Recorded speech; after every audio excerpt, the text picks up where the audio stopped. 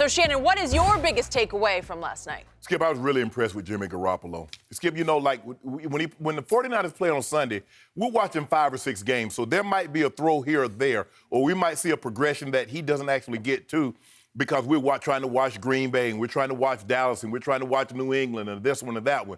So last night was really my first chance since he was in New England to actually just focus on him, just watch him.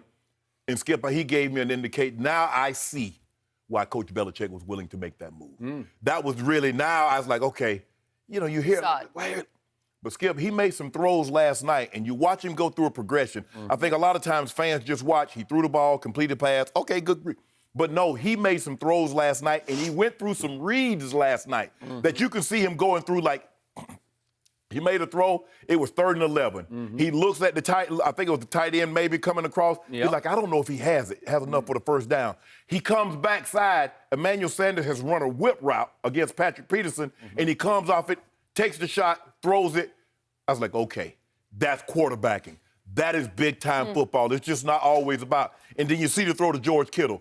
There's a difference. That's what I'm talking about. You could have a 15-yard completion, or you could have a 30-yard touchdown, Skip Bayless. Which one would you like? Your guy would have put that ball behind the guy. He catches it, gets the first down, but he don't get the tub. Jimmy Garoppolo gives it to George Kittle. Skip, I find it harder and harder for me to keep saying that Travis Kelce is the best tight end in football. George Kittle is for real. Wow. He can block. He can run after the catch. He got wiggles. He has great hands. And talking to Kyle and people around him, he's legit. He's the real deal, Skip. Kyle Shanahan. Kyle Shanahan, the head coach. Yep. But it showed me last night, Skip. He has, and Garoppolo has a nice feel for the game. He gets it. Kyle Shanahan's for real, Skip. He did. You know, they talk about Sean McVay and they talk about, you know, LaFleur. They talk about all these guys. This guy, he's it. He is the boy genius. Yeah. Oh, Kyle. I remember he a little bit of boy carrying the microphone for his dad on the cord. You know, because back then they didn't have wireless cords, Skip. You know, you had that long cord and somebody had to carry it, and he was carrying the cord for his dad. 49ers are good. Now, I'm sure Kyle won't be so excited about them running the football because we saw that last week also, Skip, in New England, running the football, and Kenyon Drake is like, Miami let this guy go, Skip. He did nothing in Miami. He could barely get on the field. And he goes to Arizona, Skip, 115, touchdown, catching, running. But I like what I saw from the 49ers. We're going to find out a lot more about them. They still got Minnesota, got Seattle on the schedule again. They got Green Bay. So we'll find out. But I was really impressed with what I saw with Jimmy Garoppolo last night, and it explains to why Coach Belichick was willing to make that move. I'm going to let you talk about, you know, what you saw, and then I'm going to follow that up with old Kyler.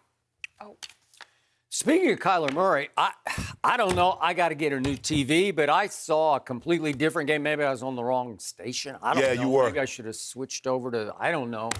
I thought it was on Fox. I had my TV I got on Fox. But you don't got HD. You need to pay extra $12 a month and get HD. Yeah. They shoot it in high def. Mine's in black and white. So. Stick with what you know.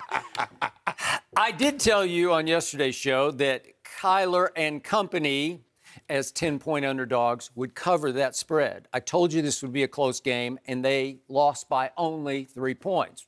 It's pretty impressive against that team because that team came in on fire, right?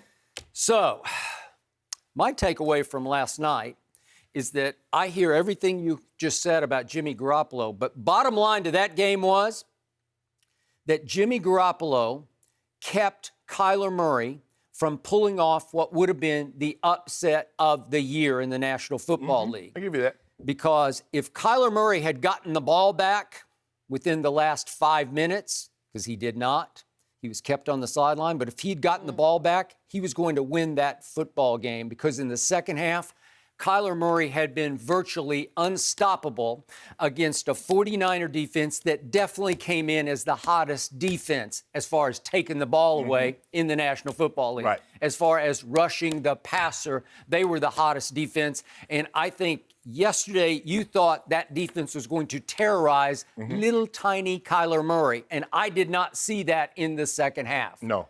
Right? Yeah.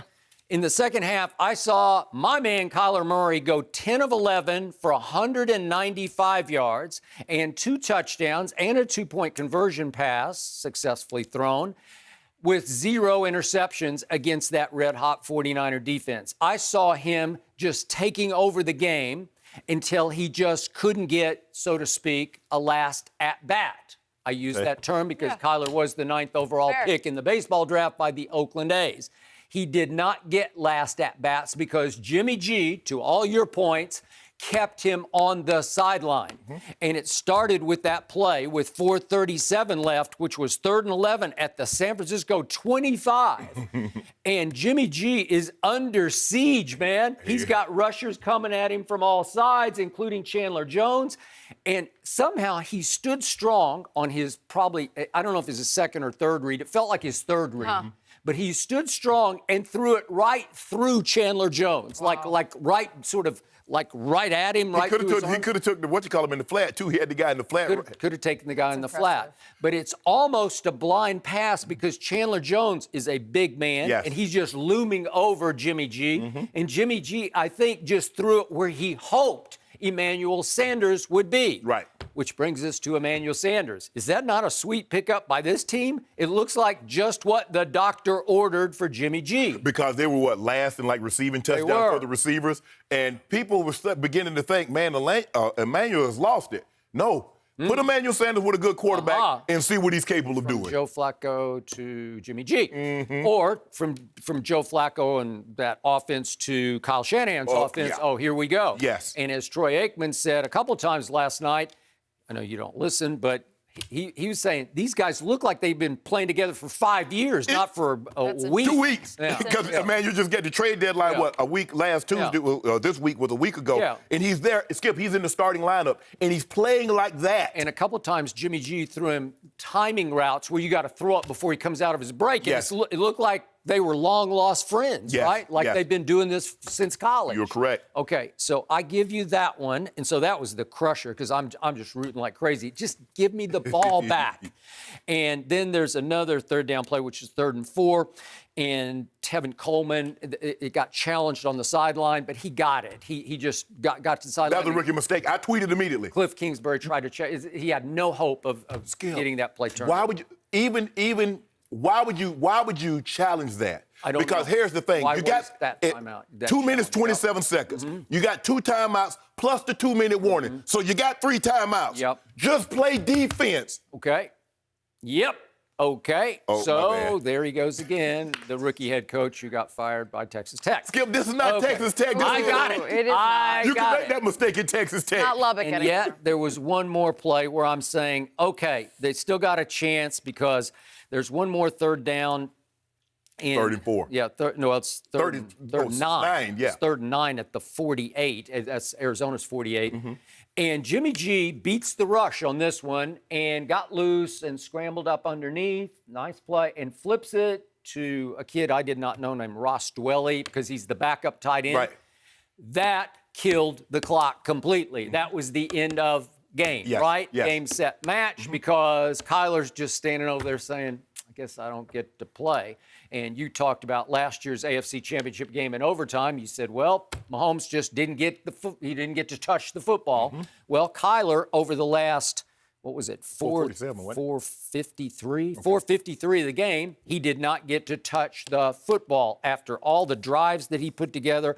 It was sensational. He scored 3 of the 4 times that they had the ball in the second half, and I believe he was going to score again. But you there's a reoccurring theme here, Jenny, that we're starting to see with Kyler Murray.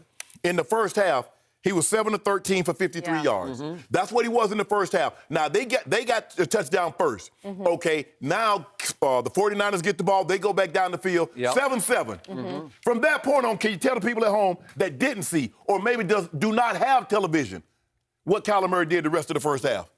Well, I could also tell you what his rookie head coach did at the end of the first half because it was still only 14-7 with 4 seconds left. You gonna talk about 4 seconds left, and it's 4th and goal from the 1-yard line. And can you tell the people at home what happened? That's your guy. Huh? That Cliff, that's your guy. I never said he was my guy. I do like him personally, but I can't really defend this because they stuffed it. Because he saw that 49ers threw out there their jumbo package. Right. They had 2 tight ends and a fullback and their 4th-string running back, who is their goal line running back. And what's his name? Jeff Wilson. I don't know Jeff Wilson, but, I don't either. he's in the game, and he gets absolutely stonewalled. Right. He gets stymied for like -1. Right. But Cliff has run up the sideline, timeout, and I can only give him this much of a break. You could hear the whistle. You don't listen, but you could hear the whistle on TV. So I don't know if maybe psychologically some of the 49ers kind of went half speed because they thought, oh, is this just a dead play or what? What's going on here? The flag, because normally the whistle blow, you're thinking flag, Skip. Because Arizona was coming full blast. Right. They did not go half speed. Right. They were blitzing it. It's like a max blitz, actually, which can serve, as you know, as a run blitz. Right, correct. And they just absolutely stuffed it. And then Jimmy G gets another crack at it, touchdown pass, and it's 21-7 at half. What if it had only been 14-7 at half? Thank you for watching. You can subscribe here to get the latest from the show, and be sure to check out more of the best clips from Undisputed, or go watch a few other segments from our other shows on FS1.